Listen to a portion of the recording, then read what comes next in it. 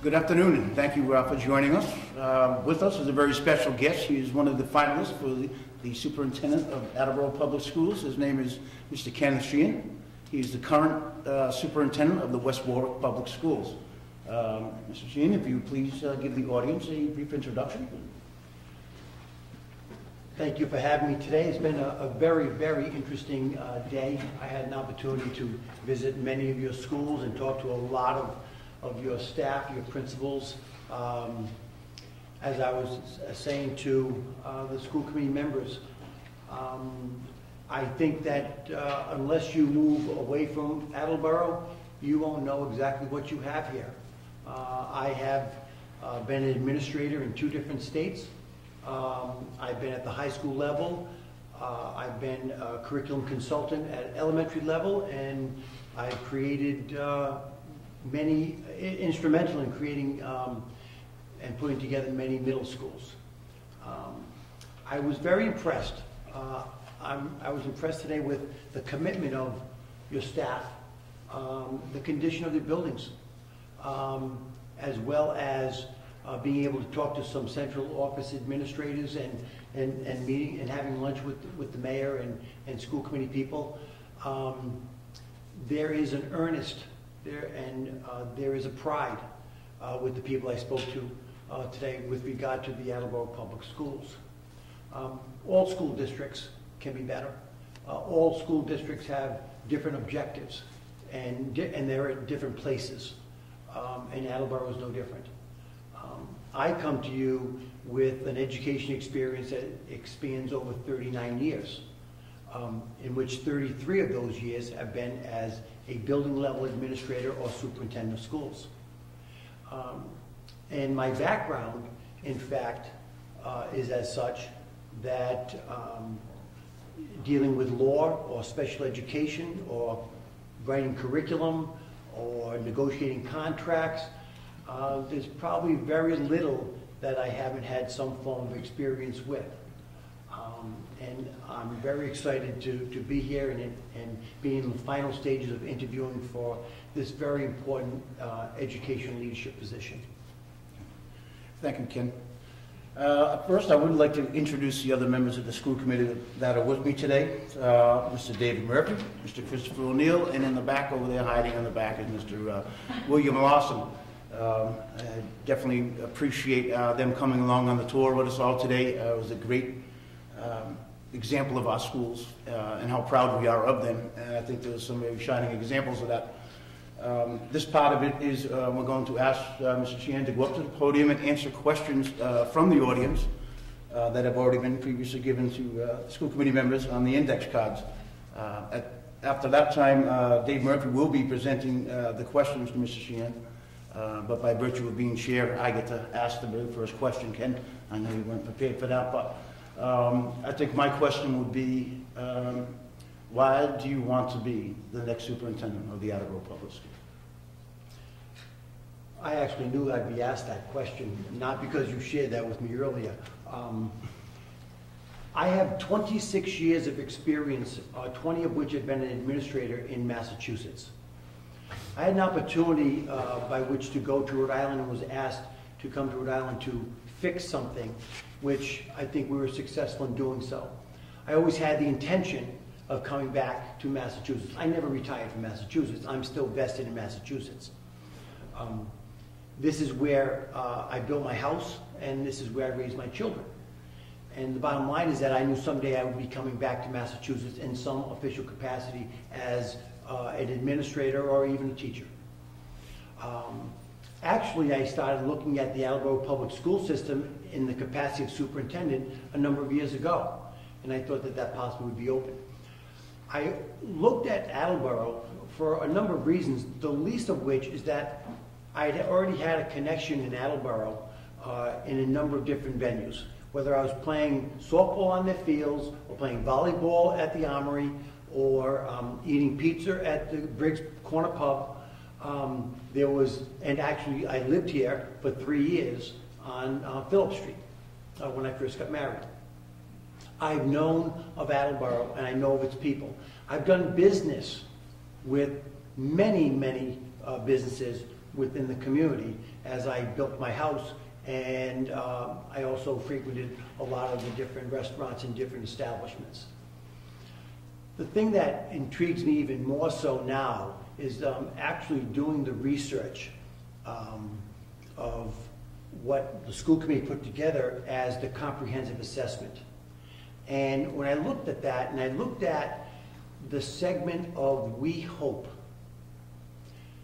and I looked at that segment, and I looked at what they hoped for, and I said, you know, I really believe that we can change the we hope to we will, and we will achieve those objectives. I believe that I have the background, the expertise, the skill level by which to move Attleboro into not a better place, but move it forward. You've done a remarkable job and a great job in the last few years with regard to student achievement and MCAS results and so forth. And I know that there are some pieces that the community and the school committee would like to see completed as well. And I think I have the skill set, and I think I have the proven skill set by which to move and complete those tasks that the school committee have outlined. Thank you, Ken. Thank you, Mr. Sheehan, and thank you to everyone who came. And just so you know, I've actually had the pleasure to look through these questions that have come in from the community. Some of these questions are from people attending today's public forum, others from people who attended the focus groups during the research phase. So I can tell you that there are no softballs, so just keep that in mind. Although I know you just mentioned you play softball, so if there was, I'm sure you'd do fine. First question is on the topic of technology and comes from a parent of a student at Attleboro High School. And the question is, what are your thoughts on keeping up with technology and building a 21st century educational experience for students in Attleboro? And specifically, if you have any thoughts on digital textbooks, the parent would like you to comment on those. So they give me the hardest question as the first question. It's not the hardest. It's not the hardest. I'm sorry to tell you. Well, if you look at the amount of money involved and you look at the resources necessary and the complexity of the question, I think it may be one of the hardest. The most exciting entity that's going to take place in education will take place in the next 5 years. The technology piece alone in the way we teach children is as such that it will almost revolutionize what we do in the classroom on a day-to-day basis. It will change the structure of our classrooms. There are a number of steps that has to take place with regard to this entity, though. One of the first things that school committee is going to have to come up with policies with regard to the use of technology, and policies with regard to students or families that cannot afford the technology. The other pieces, for example, in the policies, will have to be on bringing your own device. It is a fact throughout the country, school systems will not be able to afford to give every single child an iPad or a Chromebook, but they're going to need those. So we have to find a way by which to put them in their hand. We have to create policy by which they're going to go home, and they're going to go home into the people's families and into their houses, and with siblings and older siblings and parents, etc. The technology piece isn't a piece that we wish we can do. It's something that we absolutely have to do if we're going to compete, not just Attleboro kids, the entire country. So how do we afford some of these pieces?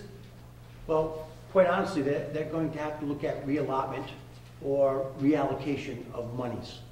Looking at how do we allow children to bring their own technology pieces into bear, coming into the classroom. When I had this discussion in my own administrative group a couple of weeks ago, imagine the term that we use frequently about differentiated instruction, providing every single child where they are instruction within the classroom right now. Technology in classrooms are going to allow the term to be reinvented. The differentiated instruction using technology, that classroom will look very different. You may see a student or two with a teacher, up in the front of the classroom, going through materials. You may see 2, 3, 4, 5 kids in a group looking at an inquiry-based approach, looking at problem solving, looking at utilizing critical thinking skills. We need to accept the fact that technology right now is the most social institution that we know of. If you don't believe me, when you leave this room today, 90% of you will check your cell phones to see what your text messages are or what information you received. And your children are doing it during the classes, during the school day, and at night. That's the medium by which they are being educated. That's their interaction. Why would we stymie this? We need to enhance this. We need to encourage the technology piece. If we're going to grow, technology allows the classroom not to be conducted in 45-minute periods. Technology allows the student and communication with the teacher to be over a 24-hour period of time, or with groups of kids.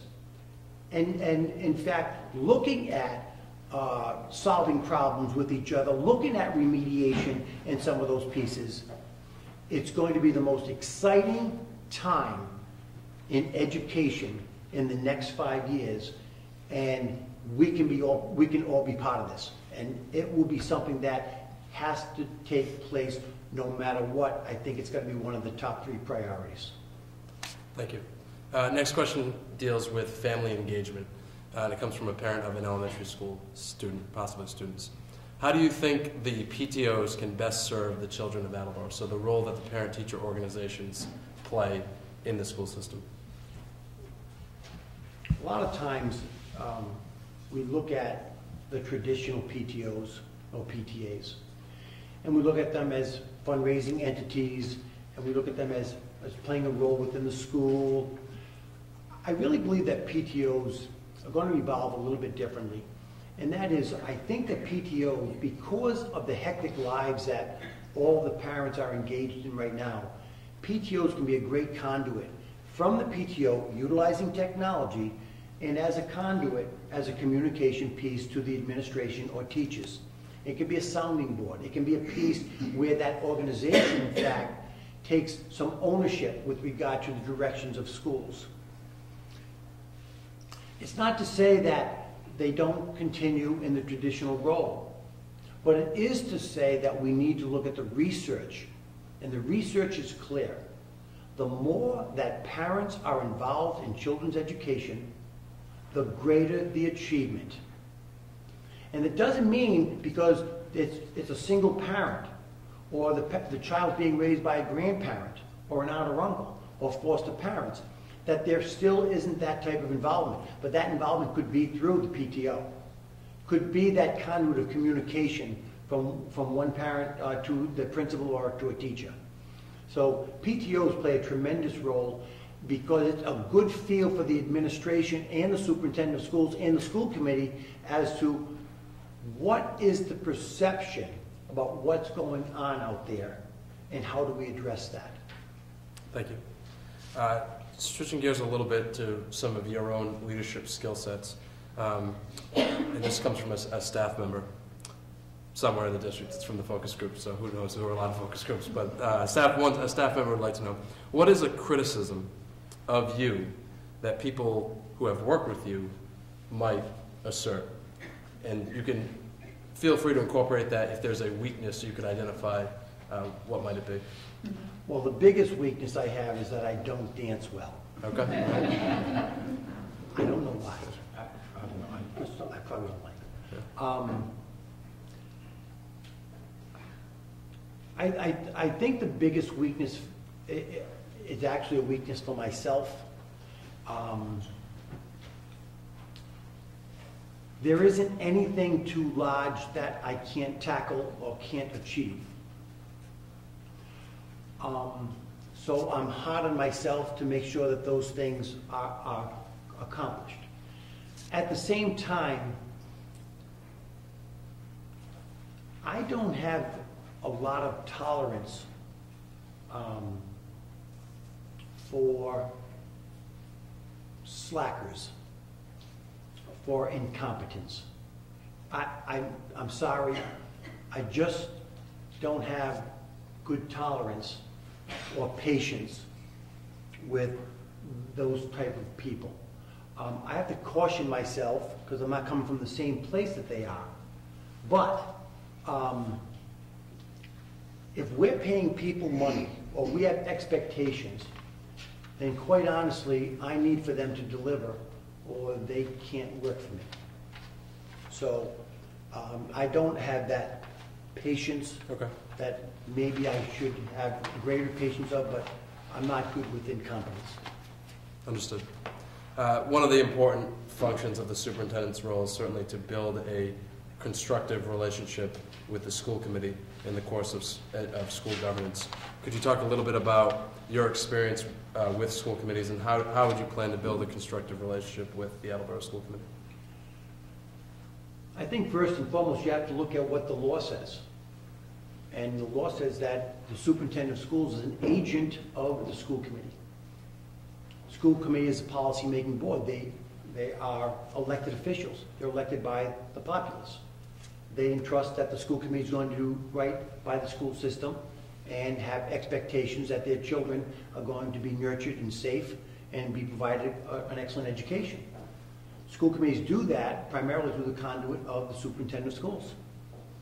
So the superintendent of schools has to understand exactly what the goals are and what the objectives are of the school committee. The superintendent also plays a role with the school committee because the superintendent is supposed to be the educational expert. Well, the superintendent has to be able to take ideas or some things associated by or connected to the school committee and give them a feasibility study. How would we go about this? What is the strategy to do this? What is the implementation stages or steps associated with this? What's the economic feasibility of this? That's all what I do. That's my job.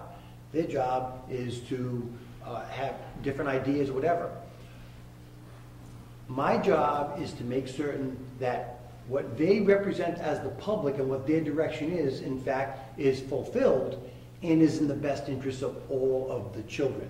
If it's not in the best interest of all the children, then I'm going to be able to say to them, this is what my thoughts are, let's discuss this, let's reach consensus with regard to this, and in a collaborative way, let's be on the same page. So if you go into West Warwick and you ask 14 school committee members, they have a school committee of 5, but if you have 14 different school committee members, what was it like with Mr. Sheehan as superintendent? They may say that we have a better school system than we've ever had before because of his leadership. They may say that Mr. Sheehan kept us away from legal implications of some of our thoughts or some pieces. They may say that Mr. Sheehan brought us together as a committee with a unifying force of all decisions will be made that are based on the best interest of the children. They will say, maybe because of his background, that Mr. Sheehan has an acute understanding of the political ramifications of some entities. They will say that because of Mr. Sheehan's law background, special education background, and so forth, that in fact, for the first time in 5 years, we have balanced the budget when he came here, and the budget had been reduced by $10 million. But student achievement levels have increased across the board.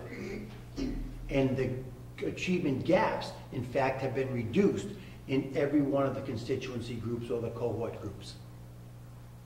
Thank you. Another role, obviously, the superintendent is as the hiring officer for many positions throughout the school district. What attributes and characteristics would you look for in applicants to positions of leadership within the Attleboro School District? It's a great question. Let me qualify the question by saying when I look at the leadership piece, I would not be looking at it just as administrative pieces, but also I look at teachers as leaders. So I'll answer the question this way. Please. I really believe it behooves superintendents of schools and school committee. The number one charge is to hire the most effective teachers or administrators to positions. Those of which who are highly qualified, who have track records, who may be experienced, but certainly have all of the makings by which to be the very best educator or administrator that's in that school or in that classroom. Our job is to place the most effective, certified, qualified personnel in front of the children every single day. So we have to do that. And our job sometimes may go beyond the application process. Our job may be the recruitment process. Example, West Warwick Public Schools right now have affiliations with 6 colleges and universities in Rhode Island. We're connected with them. Because of those connections, I know the best math, science, ELA, history, computer, world language teachers coming out of every one of those schools. Because of that, I have the ability to go and recruit those individuals to, number one, do student teaching or practicums in our school system, but then even after that, come and go and recruit them to become teachers and apply for positions in the West Warwick Public Schools. The recruiting process is very competitive now because I want to make sure that we put those highly qualified people sitting in front of your children. Thank you. This question comes from a staff member at the high school. How accessible would you be as superintendent to the educators in the school system? And the questioner points out that at times superintendents can be insulated from the rest of the school system. So how important that is it to you to be accessible, and how would you achieve that? There isn't a day that goes by that I don't get a phone call or an email or text or something from a staff member. If you go to West Warwick and you ask the secretaries, you ask the TAs, you ask the custodians, you ask the principal teachers, Mr. Sheehan is in our schools weekly. I oftentimes ask for forums of teachers to brainstorm certain elements or to get ideas with regard to some particular entities. So I will have small groups that I will go and solicit responses to, such as what are the benefits of looping in the middle school? Or tell me what are the benefits if you were going to homogeneously group the top 20 math kids at the middle school in grade 8. So the first thing, I've always been accessible. The second piece, I've never insulated myself. And the third piece, because of the technology today, there's no reason to be insulated whatsoever. You need to be visible. The kids need to see you. So I make sure when I go into schools, I actually make appointments with teachers that I'll be in certain times, and I will do lessons. Because the thing that I miss most about becoming a superintendent or principal is the art of teaching. As a matter of fact, I was a principal for 26 years, and I want you to know that I taught a class minimally 3 days a week for 26 years as principal. Because I didn't want anybody to say, oh, he forgot what it was like being a teacher. Well, I did it for self-preservation because I really like teaching, I really like kids, I like being there, and actually doing some modeling of lessons and what appropriate teaching or what some of those best practices should be, and share them with different teachers as we go along.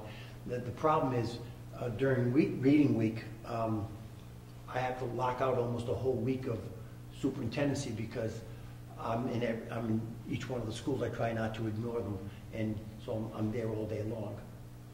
I do miss running out to Dunkin' Donuts for my coffee at 10 o'clock.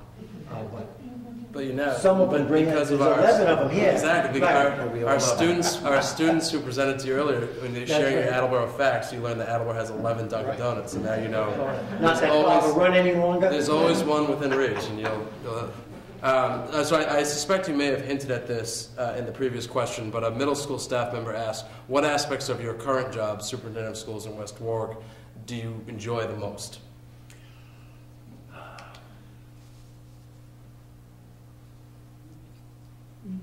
Without question, for me to be in a school and to me to talk to kids,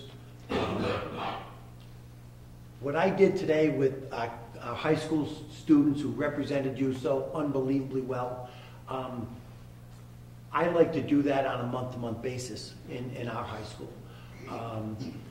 I like to be able to share and more so listen to where they are and what they're doing and where they're going and how are they going to get there. What can I do? What can the school system do?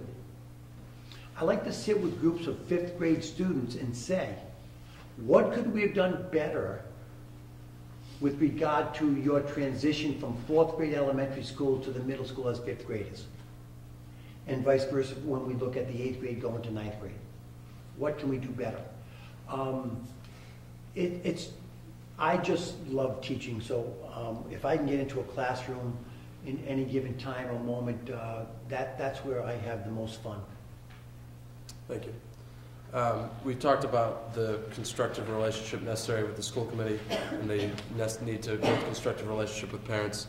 How have you worked with bargaining units in the past, and how would you build trust in your relationships with the teachers, the paraprofessionals, and our other 4 bargaining units? I have to admit that in 2007, when I entered the West Warwick Public School System, I can honestly say that it was a school system that was teacher-driven. The school system was for teachers more so than for kids, and the union was in control. As a matter of fact, they selected the superintendent prior to me. That would not be acceptable under my administration of who I am, so consequently you take the necessary steps. Number one, that what you see is what you get with Ken Sheehan. I am extremely transparent with regard to, I am here for the children. I am here to enhance the education for every single child who walks through our doors. Over the course of a couple of years, we started to establish a relationship, and I wasn't going away. In fact, to the point where that transparency and the trustful relationship was built to a point where the president of the union, after 25 years, decided to quit. Because the old regime was no longer going to be of paramount in the district. We were going to be there for kids first. The relationship was as such that during economic crises that took place for 5 years and continues, the 2 bargaining units, Council 94, which is the classified unions, secretaries, custodials, teacher assistants, etc., and the West Warwick Teachers Alliance teachers, in fact, made concessions to the West Warwick School Committee in excess of $10.3 million in the course of 4.5 years. They actually took money off the table, not just in negotiation, but impact bargain money that was in their pockets off the table. And we got those concessions. The honesty about this was, I need $1.7 million, and the following 40 people will be riffed in order to accomplish that task, unless we can get to an understanding of how you want to do this differently and play a role in this. No one lost their jobs. Everyone took cuts in pay. the children's programs stayed intact. And there was a time in which that we started this collaboration at a point where programs and things that were once grieved were now partnerships, and union people and the empowerment of teachers, in fact, took ownership of these programs. So right now, the town of West Warwick is one of the places in the entire country that is looked at as a model of collaboration between labor and management, and recognized in Washington, D.C., and recognized by the American Federation of Teachers nationally. Matter of fact, we do workshops together in those venues by which to show how and what were the steps in order to achieve those tasks. So when we look at labor relations, we make sure that it's also connected to student achievement. What's in the best interest of kids? Recognizing the fact that we also need to recognize teachers and empower teachers with regard to help in some of these things that we need to move forward. Thank you. We think we have time for two more. First one comes from a parent of a high school student, perhaps a member of the senior class. If you were the Attleboro High School commencement speaker and you could only impart one piece of advice to the class of 2013, what would it be? If you have a couple pieces of advice, you can feel free to. I'm not going to. Well, be true to yourself. Always remember to give back to your community. Remember, the most important thing that you're going to have is family. And be able to open up your minds and your ears and your hearts to the diversity in which the world will bring to you, and you will have to function within that world. So I think three pieces of advice, but good ones, But I said them in one sentence. That's a fair point. There were commas in between them. In fact, you answered so concisely. We've still got time for two more. Okay. So man, that's what happens sometimes when you. Who have been the best mentors during your career, and why?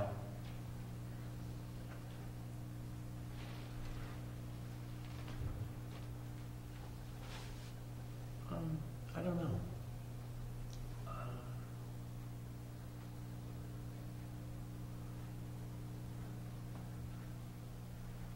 I don't know. Okay. There's been so many influential people. I could name college professors. Mm-hmm. I could name my twin brother.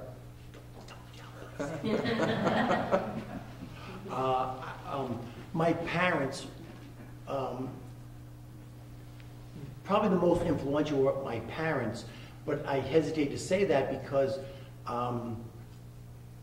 when my career was going, they had been deceased. Mm-hmm.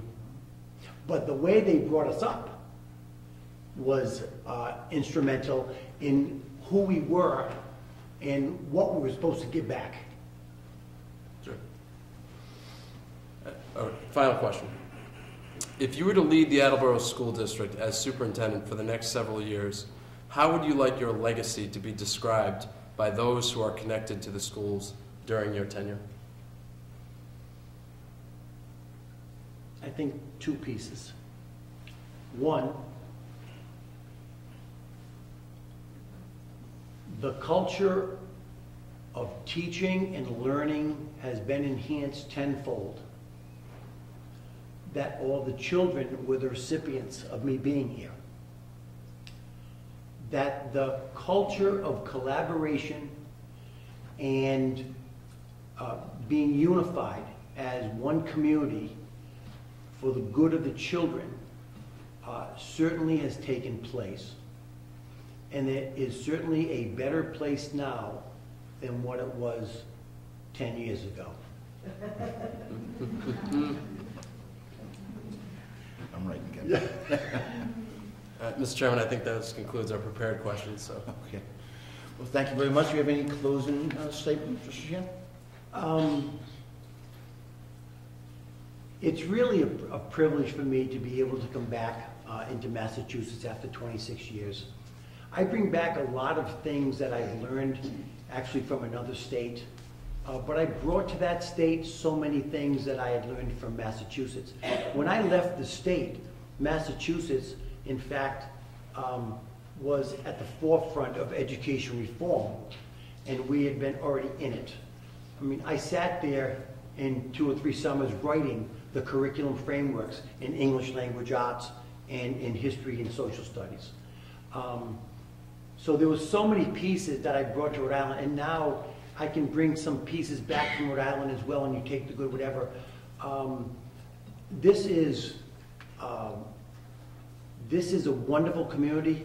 I honestly believe that there isn't anything that is on our plates that we can't tackle.